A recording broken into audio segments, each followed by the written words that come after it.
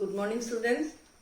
1952-53 চনৰ মুডালিয়াৰ আয়োগ আৰু 1964-66 চনৰ কোঠাৰী আয়োগৰ বিষয়ে আমি আলোচনা কৰিছিলোঁ আগৰ ভিডিঅ' কেইটাত।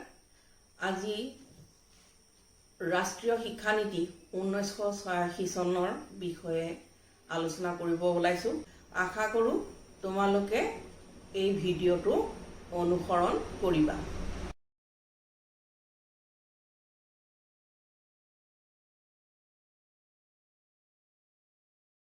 ৰাষ্ট্ৰীয় শিক্ষা নীতি 1986 চন নেশ্যনেল এডুকেশ্যন পলিচি 1986 নতুন চিন্তাধাৰা আৰু বৈজ্ঞানিক দৃষ্টিভংগীৰে নৱপ্ৰজন্মক 21 শতিকাৰ বাবে প্ৰস্তুত কৰি তুলিলেহে ভাৰতবৰ্ষৰ উন্নয়ন তথা বিকাশ সাধন হ'ব। এই উদ্দেশ্যে 1985 চনত শিক্ষা প্ৰত্যাহ্বান নামৰ শিক্ষা সম্পৰ্কীয় পত্ৰ এখন প্ৰকাশ কৰা হয়। এই পত্ৰখনৰ ভিত্তিত ভাৰতীয় নাগৰিকসকলৰ পৰা গণতান্ত্ৰিক ভাৱধাৰাৰে বিভিন্ন দিশৰ ওপৰত শিক্ষা সম্পৰ্কীয় পৰামৰ্শ গ্ৰহণ কৰা হয়। 1985 চনত ৰাজীৱ গান্ধী ভাৰতৰ প্ৰধানমন্ত্ৰী আছিল। তেওঁ সেই সময়ত সংসদত ঘোষণা কৰে যে বিকাশৰ প্ৰয়োজনত দেশৰ বিকাশৰ প্ৰয়োজনত এখন নতুন শিক্ষা নীতি প্ৰৱৰ্তন কৰা হ'ব। এই ঘোষণা অনুসৰি 1986 চনৰ মে মাহত শিক্ষা ৰাষ্ট্ৰৰ বৰ্তমান আৰু ভৱিষ্যতৰ সংযোজনৰ ক্ষেত্ৰত এক অদ্বিতীয় আৰু উল্লেখযোগ্য বিনিয়োগ ব্যৱস্থা এই তত্ত্বৰ ওপৰত ৰাষ্ট্ৰীয় শিক্ষা নীতি বা নতুন শিক্ষা নীতি 1986 সংসদত গৃহীত কৰা হয়। এই শিক্ষা নীতিখনত 12টা অংশ আৰু 67টা অনুচ্ছেদ আছে, য'ত মানৱ সম্পদৰ বিকাশ অন্তৰ্নিহিত হৈ আছে। 1986 চনৰ জাতীয় শিক্ষা অনুসৰি জাতীয় বিকাশৰ প্ৰধান উদ্দেশ্যসমূহ হৈছে, অৰ্থাৎ এই শিক্ষা নীতিখনৰ কিছুমান উদ্দেশ্য কিছুমান হাতত লৈছিল।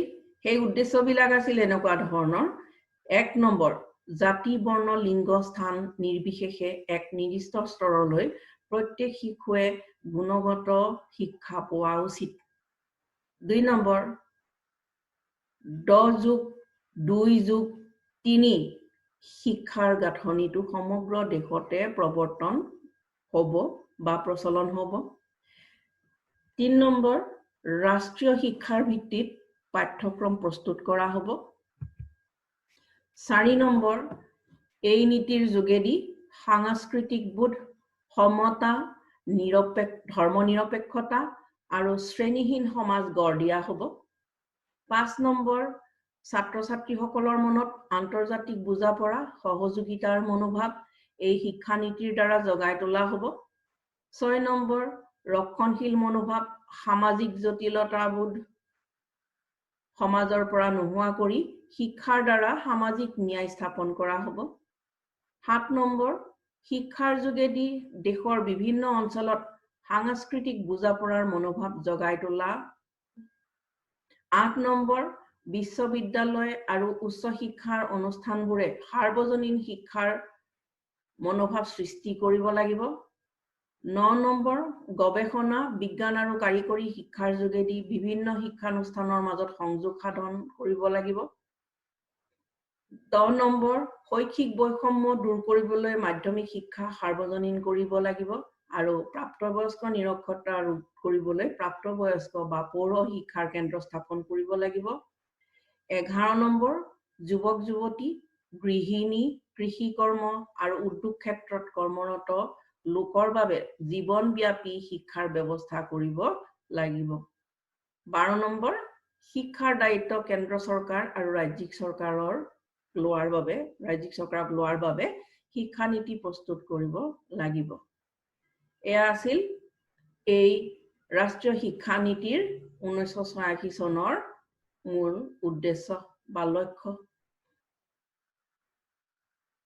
ৰাষ্ট্ৰীয় শিক্ষা নীতিৰ বৈশিষ্ট্য আৰু বিয়াৰ বিভিন্ন দিশসমূহ এই 1986 চনৰ ৰাষ্ট্ৰীয় শিক্ষা নীতিৰ কিছুমান বৈশিষ্ট্য আৰু বিভিন্ন দিশসমূহ হৈছে এনে ধৰণৰ। 1 নম্বৰ, সমতাৰ বাবে শিক্ষা, এডুকেশ্যন ফৰ ইকুৱেলিটি।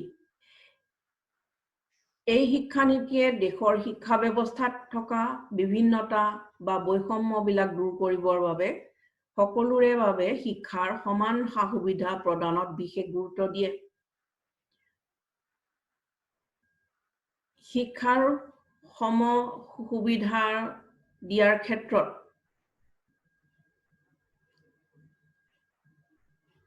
এই শিক্ষা নীতিয়ে এনেদৰে গুৰুত্ব দিয়ে। মহিলাসকলৰ উন্নতি আৰু বিকাশৰ বাবে শিক্ষা নীতিয়ে পুৰুষৰ সমানে সমানে একে ধৰণৰ শিক্ষা প্ৰদান কৰা। অনুসূচিত জাতি, অনুসূচিত জনজাতিৰ ছাত্ৰ-ছাত্ৰীসকলেও আন ছাত্ৰ-ছাত্ৰীসকলৰ দৰে একে ধৰণৰ শিক্ষা পোৱাৰ লগতে হোষ্টেলৰ সুবিধা পাব লাগে, অৰ্থাৎ আৱাসিক সুবিধা পাব লাগে। সাংবিধানিক ব্যৱস্থা অনুসৰি সংখ্যালঘু ছাত্ৰ-ছাত্ৰীসকলেও একে শৈক্ষিক সুবিধা লাভ কৰিব। শাৰীৰিক আৰু মানসিক বিশেষভাৱে সক্ষম ছাত্ৰ-ছাত্ৰীক শিক্ষাৰ বাবে গুৰুত্ব দিয়া হ'ব। তেওঁলোকৰ উপযুক্ত বৃত্তিমূলক শিক্ষা দিয়া হ'ব। এই ক্ষেত্ৰত স্বেচ্ছাসেৱী অনুষ্ঠানসমূহক উদগনি জনোৱা হ'ব, অৰ্থাৎ যিসকল স্বেচ্ছাসেৱী অনুষ্ঠানে এনে ধৰণৰ বিশেষভাৱে সক্ষম ছাত্ৰ-ছাত্ৰীসকলক শিক্ষা দিবলৈ আগবাঢ়ি আহিব, তেওঁলোকক উদগনি জনোৱা হ'ব। প্ৰাপ্তবয়স্ক শিক্ষা, এই শিক্ষা নীতিত অৰ্থাৎ 1986 চনৰ নতুন শিক্ষা নীতি অনুসৰি প্ৰাপ্তবয়স্ক শিক্ষাৰ ক্ষেত্ৰত বিশেষ গুৰুত্ব দিয়া হৈছে। এই কাৰণে ৰাষ্ট্ৰীয় বিকাশৰ লগত সংগতি ৰাখি জাতীয় সংহতি, পৰিৱেশ সংৰক্ষণ, দৰিদ্ৰতা নিৰ্মূলকৰণ, সৰু পৰিয়ালৰ আৰ্হি, নাৰী সমতা আদি কাৰ্যসূচীৰ মাজেৰে প্ৰাপ্তবয়স্ক কাৰ্যসূচী তৈয়াৰ কৰিব লাগিব। কেন্দ্ৰীয় চৰকাৰ, ৰাজ্যিক চৰকাৰ, ৰাজনৈতিক দল, গণসংযোগ মাধ্যম আৰু শিক্ষানুষ্ঠানসমূহে 15ৰ পৰা 35 বছৰ বয়সৰ লোকসকলক স্বাক্ষৰ কৰি তোলাত গুৰুত্ব দিব লাগিব। সাক্ষৰতা অভিযানৰ লগে লগে কৰ্মক্ষম, জ্ঞান আৰু দক্ষতা, আৰ্থ-সামাজিক সমতা, পৰিৱৰ্তনৰ সম্ভাৱনীয়তাসমূহকো অন্তৰ্ভুক্ত কৰা হ'ব। বয়স্ক লোকসকলৰ শিক্ষাৰ বাবে কিছুমান দিশ এই ক্ষেত্ৰত অন্তৰ্ভুক্ত কৰা হৈছে, অৰ্থাৎ প্ৰাপ্তবয়স্ক শিক্ষাৰ ক্ষেত্ৰত অন্তৰ্ভুক্ত কৰা হৈছে, যেনে গ্ৰাম্যাঞ্চলত অবিৰত শিক্ষাৰ কেন্দ্ৰ স্থাপন কৰা। নিয়োগকাৰী কৰ্মী সংস্থা আৰু চৰকাৰৰ লগত জড়িত সংস্থাসমূহৰ দ্বাৰা শিক্ষাৰ ব্যৱস্থা কৰা। উচ্চতৰ মাধ্যমিক শিক্ষানুষ্ঠান। পাঠ্যপুথি, পুথিভঁৰাল আৰু পাঠাগাৰ আদিৰ উন্নয়ন। ৰেডিঅ', দূৰদৰ্শন, কথাছবি আদি গণমাধ্যম হিচাপে ব্যৱহাৰ। প্ৰথম শিক্ষাৰ্থীৰ দল আৰু সংগঠনৰ দৃষ্টি।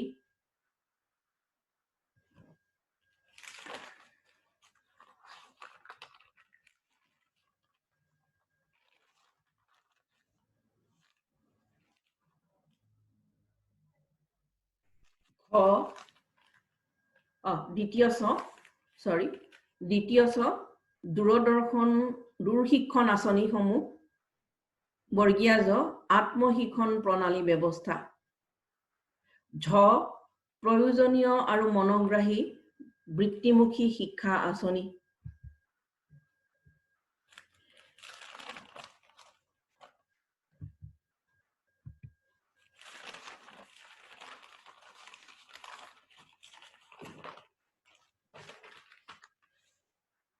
এইখিনি আছিল নতুন শিক্ষা নীতিৰ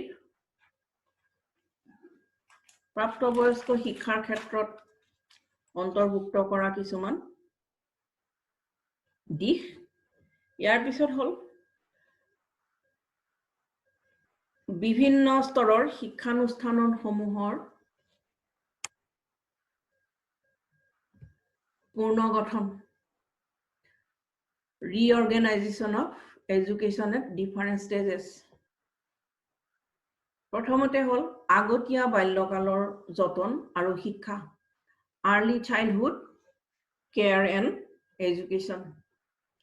শিক্ষা নীতিয়ে শিশুসকলৰ বিকাশত অধিক গুৰুত্ব আৰোপ কৰে অৰ্থাৎ 1986 চনৰ ৰাষ্ট্ৰীয় শিক্ষা নীতিয়ে শিশুসকলৰ সুস্থ বিকাশত অধিক গুৰুত্ব প্ৰদান কৰে কোন শিশুসকলৰ যত্নৰ বাবে শিশু যতন কেন্দ্ৰ স্থাপন কৰা হ'ব যাতে শিশুসকলে আনন্দময় পৰিৱেশত বিকাশ লাভ কৰিব পাৰে ইয়াৰ লগতে সুষম খাদ্য স্বাস্থ্য শাৰীৰিক মানসিক সামাজিক নৈতিক আবেগিক আদি দিশবোৰত লক্ষ্য কৰিব লাগিব আৰু ইয়াৰ বাবে খেলৰ মাধ্যমেৰে সুসংহত শিশু বিকাশ সেৱা আঁচনি গ্ৰহণ কৰা হ'ব শিশুসকলক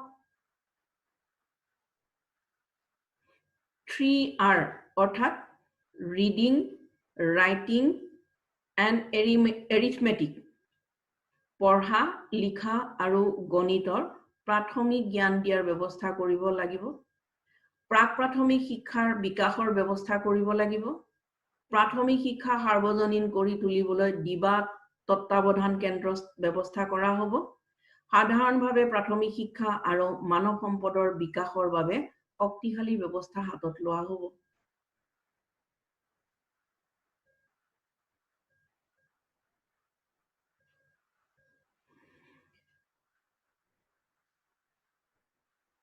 এই নতুন শিক্ষা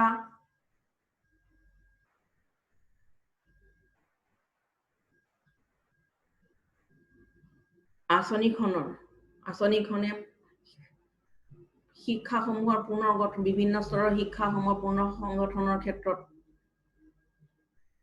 যিবিলাক ব্যৱস্থা লৈছিল সেই ব্যৱস্থাবিলাকৰ ভিতৰত প্ৰাথমিক স্তৰত কেনে ধৰণৰ ব্যৱস্থা লৈছিল তাৰ বিষয়ে ক'বলৈ লৈছো প্ৰাথমিক শিক্ষা 1986 চনৰ ৰাষ্ট্ৰীয় শিক্ষা নীতিয়ে প্ৰাথমিক শিক্ষাৰ মূলত দুটা দিশৰ ওপৰত অধিক গুৰুত্ব দিছিল যেনে এক নম্বৰ হৈছে স্কুললৈ আহিবলগীয়া বয়সৰ সকলো ল'ৰা ছোৱালীৰ নাম ভৰ্তিকৰণ 14 বছৰ বয়সলৈকে প্ৰাথমিক শিক্ষা সমাপ্ত নকৰালৈকে স্কুলত ৰখাৰ ব্যৱস্থা কৰা অৰ্থাৎ যিসকল ল'ৰা ছোৱালীয়ে স্কুললৈ আহিব তেওঁলোকৰ নাম ভৰ্তিকৰণ আৰু 14 বছৰ বয়সলৈকে প্ৰাথমিক শিক্ষা সমাপ্ত নকৰালৈকে স্কুলত ৰখাৰ ব্যৱস্থা কৰা 2 নম্বৰ যথাৰ্থভাৱে শিক্ষাৰ গুণগত মানদণ্ড উন্নত কৰা এই নীতিয়ে মন্তব্য কৰে যে প্ৰাথমিক স্তৰত শিক্ষা প্ৰক্ৰিয়া কৰ্মশীল শিশু কেন্দ্ৰিক কৰি তুলিব লাগিব ছাত্ৰ ছাত্ৰীসকলৰ ব্যক্তিগত চাহিদা প্ৰয়োজন পঠনীয় বিষয়ৰ প্ৰতি অনুৰাগ দৃষ্টিভংগী আৰু সামৰ্থ্যৰ প্ৰতি লক্ষ্য ৰাখিয়ে শিক্ষা প্ৰদান কৰা হ'ব শাস্তি প্ৰদানৰ ব্যৱস্থা উঠাই দিয়া হ'ব আৰু শিশুৰ সুবিধা অনুযায়ী স্কুলৰ সময় আৰু বন্ধৰ দিন নিৰ্ধাৰণ কৰিব লাগিব ইয়াৰ উপৰিও এই শিক্ষা নীতিয়ে প্ৰাথমিক বিদ্যালয়সমূহ প্ৰয়োজনীয় সা-সুবিধা দিয়াত গুৰুত্ব দিয়ে সকলো পৰিৱেশতে ব্যৱহাৰ কৰিব পৰাকৈ দুটা ডাঙৰ কোঠা পুতলা কলা বৰ্ড মানচিত্ৰ চাৰ্ট আৰু আন সঁজুলিবোৰ যোগান ধৰিব লাগিব প্ৰত্যেকখন বিদ্যালয়ত দুজনকৈ শিক্ষক নিয়োগ কৰিব তাৰে এজনী শিক্ষয়িত্ৰী হ'ব সমগ্ৰ ৰাষ্ট্ৰতে অপাৰেচন ব্লেকবোৰ্ড আঁচনিৰ যোগেদি বিদ্যালয়বিলাক উন্নত কৰাৰ ব্যৱস্থা কৰিব প্ৰাথমিক শিক্ষা সাৰ্বজনীন কৰিবৰ বাবে স্বেচ্ছাসেৱক অনুষ্ঠান স্থানীয় সংস্থাসমূহক জড়িত কৰা হ'ব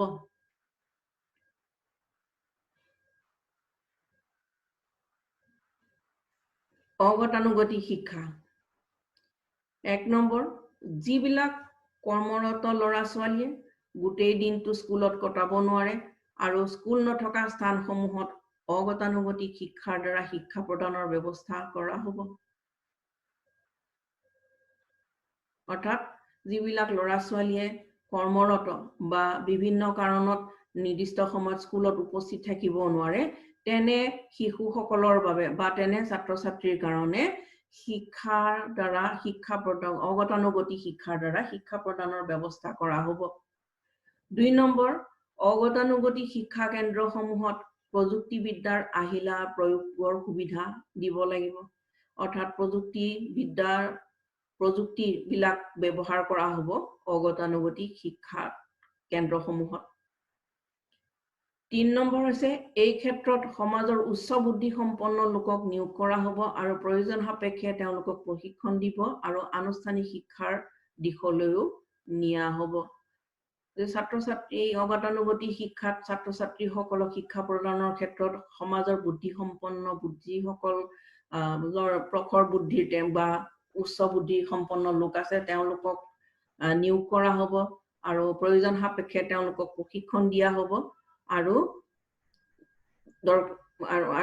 ছাত্ৰ ছাত্ৰীসকলক উপযুক্তভাৱে শিক্ষা প্ৰদানৰ চেষ্টা কৰা হ'ব 4 নম্বৰ অগতানুগতিক শিক্ষা কেন্দ্ৰবোৰৰ বাবে স্থানীয় পৰিৱেশৰ উপযোগীকৈ জাতীয় ভিত্তিত পাঠ্যক্ৰম প্ৰস্তুত কৰা হ'ব 5 নম্বৰ উচ্চ পৰ্যায়ৰ শিক্ষণ আহিলা বিনামূলীয়াকৈ দিয়া হ'ব 6 নম্বৰ এই আঁচনি মতে শৈক্ষিক পৰিৱেশত অংশগ্ৰহণ খেলা ধূলা ভ্ৰমণ সাংস্কৃতিক কাৰ্যসূচীৰ আদিৰ ব্যৱস্থা কৰিব 7 নম্বৰ অগতানুগতিক শিক্ষাৰ কেন্দ্ৰসমূহ চলোৱাৰ বাবে স্বেচ্ছাসেৱী অনুষ্ঠান আৰু পঞ্চায়তী ৰাজ অনুষ্ঠানসমূহক দায়িত্ব দিব 8 নম্বৰ সময়মতে এই অনুষ্ঠানবোৰক আৰ্থিক সাহায্য প্ৰদান কৰিব এই ক্ষেত্ৰত চৰকাৰে দায়িত্ব ল'ব 9 নম্বৰ ড্ৰপ আউট ছাত্ৰ ছাত্ৰী ড্ৰপ আউট মানে যিসকল ছাত্ৰ ছাত্ৰীয়ে বিভিন্ন কাৰণ সামাজিক আৰ্থিক কাৰণত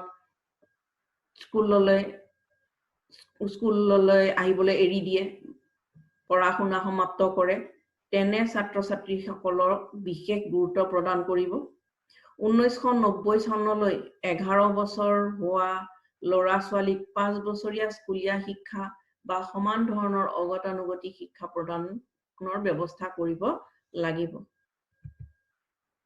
10 নম্বৰ 1995 চনৰ ভিতৰত 14 বছৰ বয়সলৈ সকলো ল'ৰা ছোৱালীক বাধ্যতামূলক শিক্ষা দিয়া হ'ব মাধ্যমিক শিক্ষাই ছাত্ৰ ছাত্ৰী সমাজ বিজ্ঞান কলা আৰু বিজ্ঞানৰ ভিন্নমুখী বিষয়ত বিকশিত হ'বলৈ বিভিন্ন ধৰণৰ সুবিধা প্ৰদান কৰে এই স্তৰতে ছাত্ৰ ছাত্ৰীক দেশৰ ইতিহাস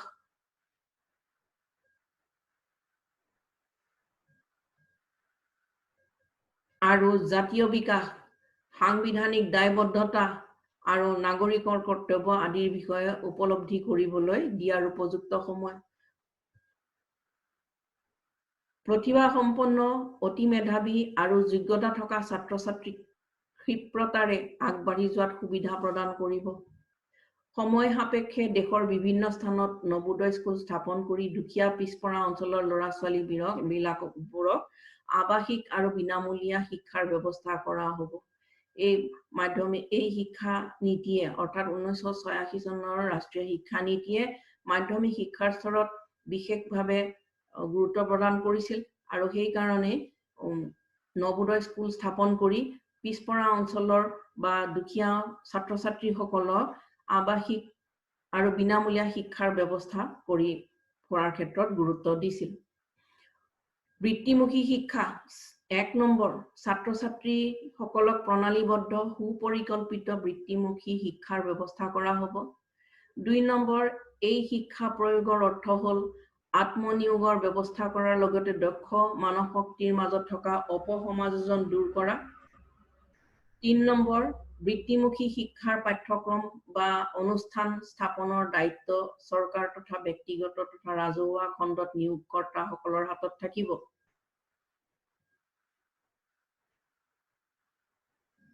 4 নম্বৰ মাধ্যমিক স্তৰৰ পিছৰ পৰা বৃত্তিমুখী শিক্ষাৰ ব্যৱস্থা কৰা হ'ব যদিও অষ্টম শ্ৰেণীৰ পৰা এই শিক্ষাৰ দিয়া ব্যৱস্থা থাকিব অৰ্থাৎ অষ্টম শ্ৰেণীৰ পৰা বৃত্তিমুখী শিক্ষা প্ৰদানৰ ব্যৱস্থা কৰা হ'ব 5 নম্বৰ মহিলা গ্ৰামাঞ্চলৰ শিক্ষাৰ্থী আৰু বাধাগ্ৰস্ত শিশুসকলৰ বাবে উপযুক্ত শিক্ষা ব্যৱস্থা গ্ৰহণ কৰিব 6 নম্বৰ সাধাৰণ শিক্ষা কাৰিকৰী শিক্ষা আৰু বৃত্তিমুখী শিক্ষাৰ বাবে সংযোগ পাঠ্যক্ৰমৰ ব্যৱস্থা কৰি শিক্ষা জীৱন উন্নত কৰা হ'ব 7 নম্বৰ নতুন শিক্ষিত প্ৰাথমিক শিক্ষা সম্পূৰ্ণ কৰা স্কুল ক্ষমা কৰিব নতুন শিক্ষিত প্ৰাথমিক শিক্ষা সম্পূৰ্ণ কৰা আৰু স্কুল এৰা শিক্ষাৰ্থীৰ বাবে অগতানুগতিক পৰিৱৰ্তনশীল শিক্ষাৰ ব্যৱস্থা কৰিব কৰ্মত নিয়োজিত বা নিয়োগহীন লোকৰ বাবে ব্যৱস্থা থাকিব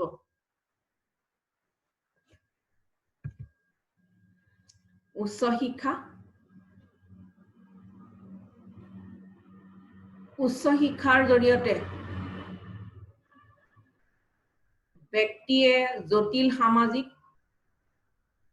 অৰ্থনৈতিক সাংস্কৃতিক নৈতিক আধ্যাত্মিক আদি দিশবোৰৰ সন্মুখীন হ'বলৈ সক্ষম হ'ব পাৰে আৰু ইয়াৰ সমাধানৰ উপায় উলিয়াব পাৰে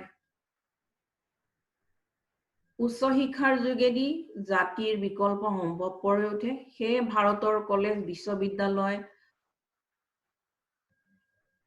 আৰু আন উচ্চ শিক্ষাৰ অনুষ্ঠানবোৰ সৰ্বাংগীন উন্নতি আৰু বিকাশৰ বাবে উপযুক্ত সুবিধা দিব লাগে অৰ্থাৎ উচ্চ শিক্ষাৰ জৰিয়তেহে এখন সুস্থ সবল সমাজ গঢ় লৈ উঠিব পাৰে সেয়ে ভাৰতৰ কলেজ বিশ্ববিদ্যালয় বা আন উচ্চ শিক্ষানুষ্ঠানবিলাকৰ সৰ্বাংগীন উন্নতি আৰু বিকাশৰ বাবে উপযুক্ত সুবিধা প্ৰদান কৰিব লাগে চাকৰিৰ পৰা ডিগ্ৰী পৃথকীকৰণ চাকৰিৰ পৰা ডিগ্ৰীত পৃথকীকৰণ কৰা হ'ব কিন্তু কাৰিকৰী চিকিৎসা আইন আদিৰ ক্ষেত্ৰত এই নীতি প্ৰয়োগ কৰা নহ'ব জাতীয় পৰীক্ষণ সেৱা সংস্থা গঠন কৰি বিশ্ববিদ্যালয়ৰ ডিগ্ৰী প্ৰয়োজন নোহোৱা চাকৰিবোৰত কৰ্ম নিযুক্তিৰ বাবে প্ৰাৰ্থীক নিৰ্বাচিত কৰা হ'ব চাকৰি প্ৰাৰ্থীৰ যোগ্যতাৰ এক ৰাষ্ট্ৰীয় মানদণ্ড নিৰ্ধাৰণৰ বাবে স্বেচ্ছামূলক ভিত্তিত ৰাষ্ট্ৰীয় বাছনি সেৱা প্ৰতিষ্ঠান স্থাপন কৰা হ'ব মুক্ত বিশ্ববিদ্যালয় আৰু দূৰ শিক্ষা উচ্চ শিক্ষাৰ বিকাশ সাধনৰ কাৰণে মুক্ত বিশ্ববিদ্যালয় স্থাপনত গুৰুত্ব দিয়া হয় এই ধৰণৰ বিশ্ববিদ্যালয়ে জনসাধাৰণৰ মনত উচ্চ শিক্ষাৰ এক গণতান্ত্ৰিক মনোভাৱ গঢ়ি তোলাত সহায় কৰিব সেইবাবে 1985 চনত স্থাপন কৰা ইন্দিৰা গান্ধী ৰাষ্ট্ৰীয় মুক্ত বিশ্ববিদ্যালয় ইগনো অধিক শক্তিশালী কৰি তুলিবলৈ এই শিক্ষা নীতিত প্ৰস্তাৱ গ্ৰহণ কৰা হয় গ্ৰাম্য বিশ্ববিদ্যালয় জাতিৰ পিতা মহাত্মা গান্ধীৰ বুনিয়াদী শিক্ষাৰ ধাৰণাৰ ওপৰত ভিত্তি কৰি গ্ৰাম্য বিশ্ববিদ্যালয় স্থাপন কৰা হ'ব বুনিয়াদী শিক্ষাৰ কাৰ্যসূচী আৰু আঁচনিসমূহ ইয়াত সমৰ্থিত হ'ব কাৰিকৰী আৰু ব্যৱস্থাপনা শিক্ষা এই দুয়োটা বিষয় বেলেগ হলেও এটা আনটোৰ পৰিপূৰক বুলি ক'ব পাৰি কিয়নো দুয়োটা বিষয়ৰ লগত ওতঃপ্ৰোত সম্পৰ্ক দেখা যায় সেয়ে বৰ্তমান পৰিৱৰ্তিত পৰিস্থিতিত অৰ্থনৈতিক সামাজিক পৰিৱেশ উৎপাদন আৰু পৰিচালনা আদিৰ বিকাশ সাধন কৰিবৰ বাবে কাৰিকৰী আৰু ব্যৱস্থাপনা শিক্ষা পুনৰ গঠন কৰা হ'ব চৰকাৰৰ সহযোগিতাত মানৱ শক্তিৰ উপযুক্ত যোগানৰ বাবে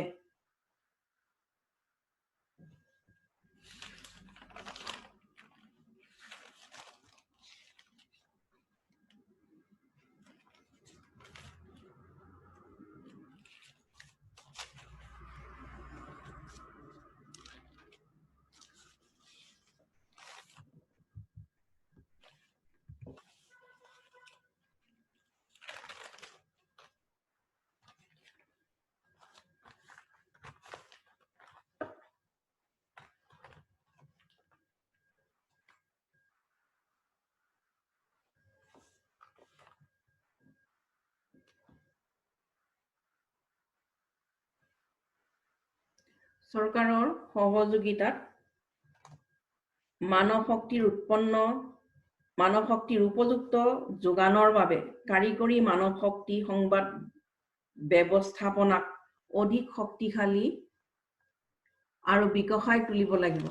কাৰিকৰী আৰু ব্যৱস্থাপনা শিক্ষাৰ জাতীয় শিক্ষা নীতিয়ে ল'ব বিচৰা বিভিন্ন দিশসমূহ হ'ল এনেধৰণৰ।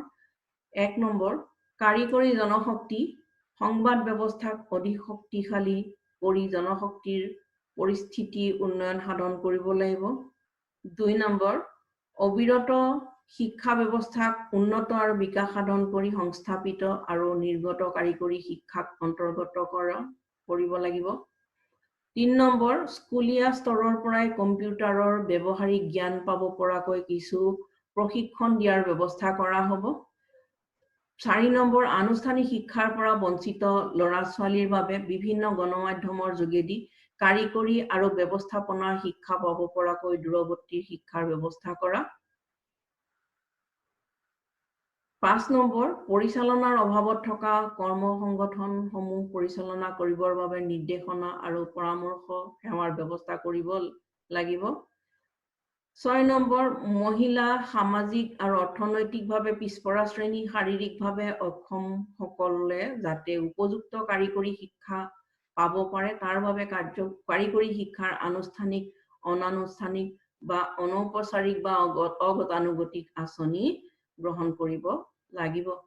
7 নম্বৰ, বৃত্তিমুখী আৰু কাৰিকৰী শিক্ষাৰ কাৰণে প্ৰয়োজন হোৱা শিক্ষক আৰু পেছাদাৰী লোকৰ চাহিদা পূৰণ কৰিবলৈ শৈক্ষিক প্ৰযুক্তিবিদ্যা পাঠ্যক্ৰম বিকাশৰ আঁচনি আদি ব্যৱস্থা গ্ৰহণ কৰিব লাগিব। ব্যৱসায় কেনেকৈ কৰিব পাৰি এই বিষয়টো ডিগ্ৰী বা ডিপ্ল'মা পাঠ্যক্ৰমত ঐচ্ছিক বিষয় হিচাপে অন্তৰ্ভুক্ত কৰা হ'ব। 9 নম্বৰ, পাঠ্যক্ৰম আধুনিকীকৰণ কৰাৰ প্ৰচেষ্টা অহৰহ চলি থাকিব।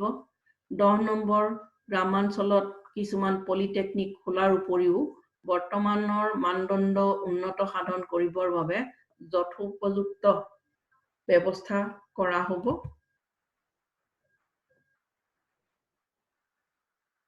নতুনত্ব গৱেষণা আৰু বিকাশ। গৱেষণাই শৈক্ষিক প্ৰক্ৰিয়াসমূহ নতুনত্ব আনি দিয়ে। উচ্চ কাৰিকৰী শিক্ষানুষ্ঠানে গৱেষণাৰ ব্যৱস্থা হাতত ল'ব লাগে। ইয়ে প্ৰযুক্তিবিদ্যাৰ বিকাশ, উৎপাদন বৃদ্ধি আৰু থলুৱা বা স্থানীয় বিকাশত সহায় কৰিব। বিষয়সূচী আৰু শিক্ষা প্ৰক্ৰিয়াৰ পুনৰীক্ষণ। অপসংস্কৃতি, বিচ্ছিন্নতাবাদী আদি নৈতিকতাহীন প্ৰৱণতা সম্পূৰ্ণৰূপে বন্ধ কৰিব লাগে। ছাত্ৰসকলেও 1990 চনৰ ভিতৰত শতকৰা 10% উচ্চতৰ মাধ্যমিক স্তৰৰ শিক্ষাৰ্থীৰ বাবে আৰু 1995 চনৰ ভিতৰত শতকৰা 25% বাবে বৃত্তিমুখী শিক্ষাৰ ব্যৱস্থা কৰিব লাগে। এই ক্ষেত্ৰত 1 নম্বৰ,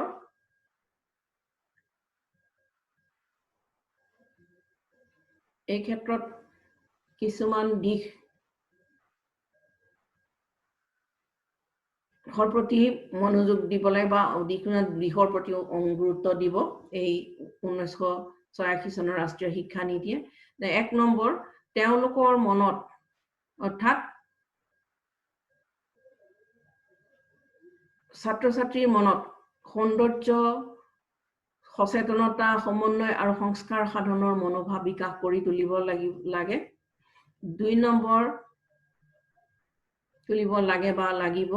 2 নম্বৰ, এই শিক্ষানীতিয়ে মূল্যবোধ শিক্ষাৰ ওপৰত অধিক গুৰুত্ব দিয়ে আৰু ইয়াৰ যোগেদি ধৰ্মীয় অন্ধবিশ্বাস, ৰক্ষণশীল মনোভাৱ, অমানৱীয় আচৰণবোৰ আঁতৰাবলৈ চেষ্টা কৰা হ'ব।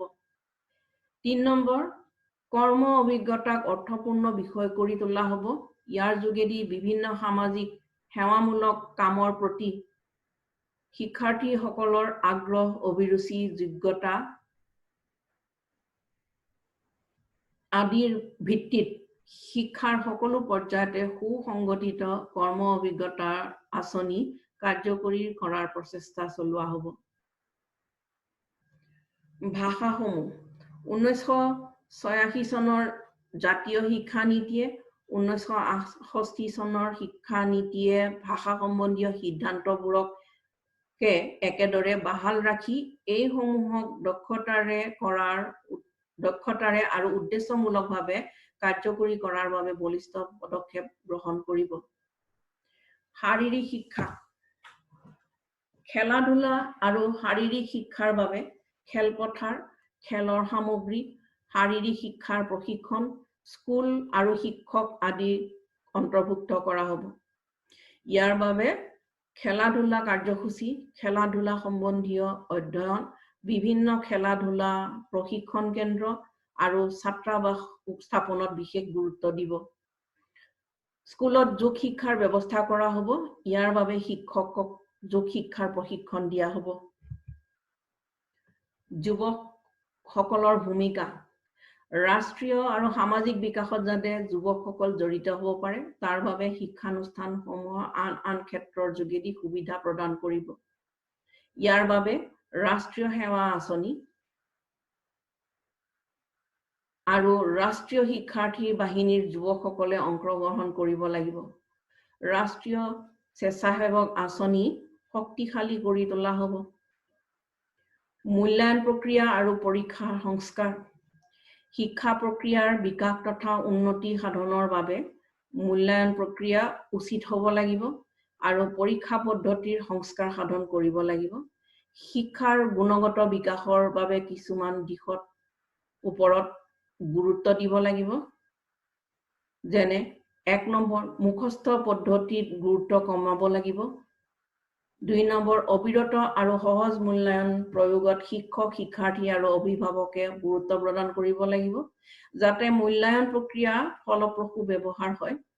পৰীক্ষা পদ্ধতিৰ সংস্কাৰ সাধন কৰিব লাগিব। মাধ্যমিক স্তৰৰ পৰা ষান্মাসিক বা সেমিষ্টাৰ পদ্ধতিৰ প্ৰয়োগ কৰিব লাগিব আৰু নম্বৰৰ পৰিৱৰ্তে গ্ৰেডৰ ব্যৱহাৰ কৰিব লাগিব। শিক্ষকসকলৰ মৰ্যাদা উন্নত কৰাৰ উপৰিও শিক্ষকতা বৃত্তিৰ প্ৰতি দায়বদ্ধতা বা সচেতনতা বৃদ্ধি কৰিবৰ বাবে কিছুমান পদক্ষেপ হাতত ল'ব লাগিব। যেনে 1 নম্বৰ শিক্ষক বাছনি প্ৰক্ৰিয়াৰ সংস্কাৰ সাধন কৰিব লাগিব। 2 নম্বৰ শিক্ষকৰ সংস্থাপন, কৰ্ম পদ্ধতি আৰু সেৱা ব্যৱস্থাৰ উন্নতি সাধনৰ লগতে শিক্ষকসকলৰ সমস্যাবিলাক দূৰ কৰিবৰ কাৰণে উপযুক্ত ব্যৱস্থা গ্ৰহণ কৰিব লাগিব। 3 নম্বৰ শিক্ষকসকলক প্ৰাক নিযুক্তিকালীন আৰু নিযুক্তিকালীন প্ৰশিক্ষণ দিয়াৰ ব্যৱস্থা কৰিব লাগিব। 4 নম্বৰ মাধ্যমিক বিদ্যালয়ৰ শিক্ষকসকলৰ মানদণ্ড উন্নত কৰিবৰ বাবে প্ৰশিক্ষণ মহাবিদ্যালয় সমূহৰ উন্নতি সাধিব লাগিব আৰু ইয়াৰ বাবে শিক্ষক প্ৰশিক্ষণ পৰিষদক দায়িত্ব প্ৰদান কৰা হ'ব। 5 নম্বৰ বিশ্ববিদ্যালয়ৰ শিক্ষা বিভাগৰ লগত শিক্ষক প্ৰশিক্ষণ প্ৰতিষ্ঠানসমূহৰ পাৰস্পৰিক সম্বন্ধ স্থাপন কৰি তুলিব লাগিব। ৰাষ্ট্ৰীয় পৰ্যায় কেন্দ্ৰীয় শিক্ষা উপদেষ্টা পৰিষদে শিক্ষাৰ উন্নতিৰ প্ৰয়োজনীয় পৰিৱৰ্তন আদিৰ দায়িত্ব ল'ব। উপযুক্ত আৰু বৃত্তিধাৰী লোকসকলক শিক্ষাৰ লগত জড়িত কৰি কেন্দ্ৰীয় আৰু ৰাজ্যিক শিক্ষা বিভাগক শক্তিশালী কৰি তোলা হ'ব। ৰাজ্যিক পৰ্যায় ৰাজ্যিক চৰকাৰে ৰাজ্যিক শিক্ষা উপদেষ্টা পৰিষদ গঠন কৰিব কেন্দ্ৰীয় শিক্ষা উপদেষ্টা পৰিষদৰ দৰে, যাতে মানৱ সম্পদৰ বিকাশৰ বাবে উপযুক্ত ব্যৱস্থা হাতত ল'ব পাৰি। শৈক্ষিক পৰিকল্পনাকাৰী প্ৰশাসক আৰু শিক্ষানুষ্ঠানৰ মুৰব্বীসকলক প্ৰশিক্ষণ দিয়াৰ বাবে ই বিশেষ পদক্ষেপ ল'ব। জিলা আৰু স্থানীয় পৰ্যায়ত উচ্চতৰ মাধ্যমিক পৰ্যায়লৈ শিক্ষা পৰিচালনা কৰিবলৈ জিলা শিক্ষা পৰিষদ গঠন কৰা হ'ব। এই ক্ষেত্ৰত ৰাজ্যিক চৰকাৰে মনোযোগ দিব।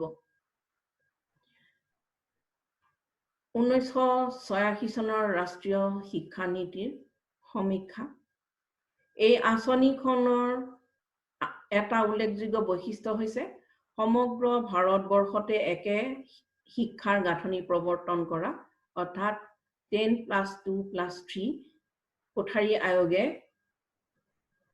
পৰামৰ্শ দিয়া এই শিক্ষাৰ গাঁথনিটো সমগ্ৰ ভাৰতবৰ্ষতে বাহাল ৰখা এই আঁচনিখনে শিক্ষাৰ বৈষয়িক আৰু আধ্যাত্মিক দিশত সৰ্বমুখী বিকাশৰ ওপৰত লক্ষ্য নিৰ্ধাৰণ কৰে যাতে শিক্ষাই অসামান্য ভূমিকা ল'ব পাৰে তথা মানৱ সম্পদক শিক্ষাৰ যোগেদি দেশৰ বিকাশ আৰু উন্নয়নত প্ৰয়োগ কৰিব পাৰে ছাত্ৰ ছাত্ৰীসকল মই